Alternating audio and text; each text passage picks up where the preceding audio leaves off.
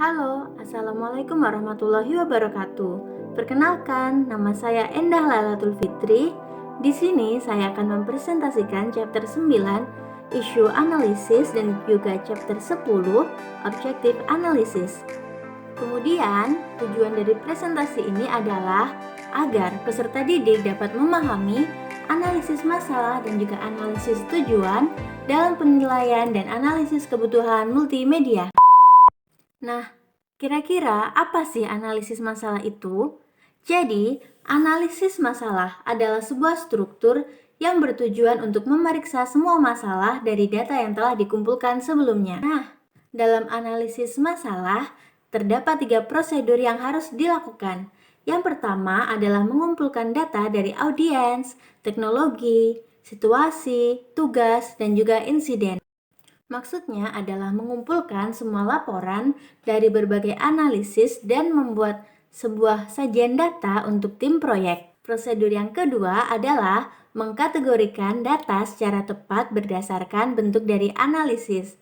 Terdapat 3 langkah dalam melakukan kategori data. Yang pertama adalah mendiskusikan kategorisasi yang sesuai dari setiap masalah ke dalam salah satu dari 3 kategori berikut, yaitu organisasi, kinerja, dan juga pelatihan. Kemudian setelah melakukan kategorisasi, ditentukan relasi ketergantungan antara masalah yang ada di tingkat berbeda. Langkah yang terakhir adalah melengkapi formulir analisis masalah yang telah ditemukan sebelumnya dalam penilaian dan alat analisis front-end yang ditemukan dalam Appendix E. Kemudian, prosedur terakhir adalah mendokumentasikan hasil, yang mana upper management akan membahas permasalahan terkait organisasi, kemudian middle management akan membahas permasalahan tentang kinerja, dan yang terakhir ada department training yang akan membahas permasalahan terkait pelatihan atau training. Kemudian kita akan membahas chapter 10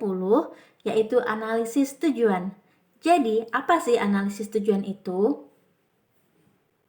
Analisis tujuan menjelaskan isi konten, solusi yang menghasilkan pengetahuan dan kinerja, pengukuran efektivitas solusi, dan juga pemilihan media penyampai pesan. Ada yang harus digarisbawahi dari analisis tujuan, yaitu ingat untuk selalu menulis tujuan dari pelatihan, kinerja, dan juga tingkat organisasi. Dasar dari analisis tujuan adalah dengan melihat domain pembelajaran yang dibagi ke dalam 5 domain. Yang pertama, kognitif, afektif, motor, psikomotor, dan juga metakognitif. Dalam domain kognitif mencakup beberapa level. Yang pertama, diskriminasi. Konsep konkret, konsep terstruktur, aturan, penyelesaian masalah, strategi kognitif, dan yang terakhir adalah informasi verbal.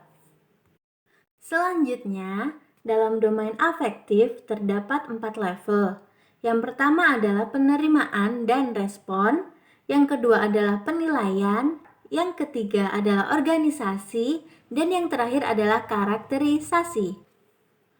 Yang pertama adalah reflex movement, yang kedua adalah basic movements, dan yang ketiga adalah perceptual.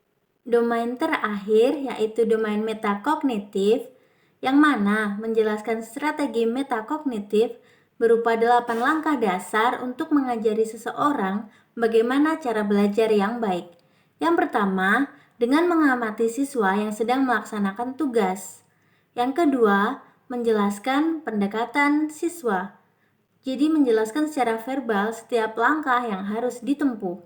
Yang ketiga, menjelaskan pendekatan yang diinginkan. Yang keempat, menunjukkan pendekatan baru. Yang kelima, mendorong pertanyaan sebelum, selama, dan setelah demonstrasi atau pembelajaran.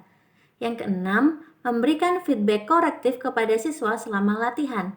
Yang mana di sini kita sebagai pengajar harus memberikan feedback dalam proses belajar siswa agar mendapatkan hasil yang maksimal. Kemudian yang ketujuh, kita melihat apakah peserta didik telah berlatih dengan materi yang disimulasikan atau ditentukan sebelumnya. Dan yang terakhir adalah meninjau apakah peserta didik telah berlatih dengan materi yang ditentukan sebenarnya apakah sesuai dengan tujuan dari pembelajaran atau melenceng. Jadi, kita sebagai pengajar harus memperhatikan setiap aktivitas dan proses belajar yang dilalui oleh peserta didik. Jadi, kira-kira apa sih tujuan penulisan dalam domain pembelajaran? Nah, dalam data yang disajikan, terdapat 4 tujuan dari penulisan dalam domain pembelajaran. Yang pertama adalah goals dan tujuan dari pelatihan, kursus, atau pembelajaran. Yang kedua, tujuan kinerja yang ingin dicapai. Yang ketiga, tujuan terminal. Dan yang keempat adalah tujuan pembelajaran. Bahasan yang terakhir adalah prosedur dalam menganalisis tujuan. Nah, yang pertama adalah tentu saja menentukan domain. Yang kedua, menentukan tingkat atau level, yang mana terdapat 3 level, yaitu upper management, middle management, dan juga training department. Yang ketiga adalah menulis pernyataan tujuan. Yang keempat, menulis tujuan kinerja, yang mana harus memperhatikan 5 hal, yaitu situation, learned capability, object, action verb, dan juga tools, constraint, and conditions. Yang keenam, harus memisahkan tujuan terminal dari tujuan kinerja. Dan yang terakhir, memisahkan tujuan pembelajaran dari tujuan kinerja. Nah, cukup sekian presentasi dari saya. Ada kurang lebihnya saya mohon maaf. Wassalamualaikum warahmatullahi wabarakatuh.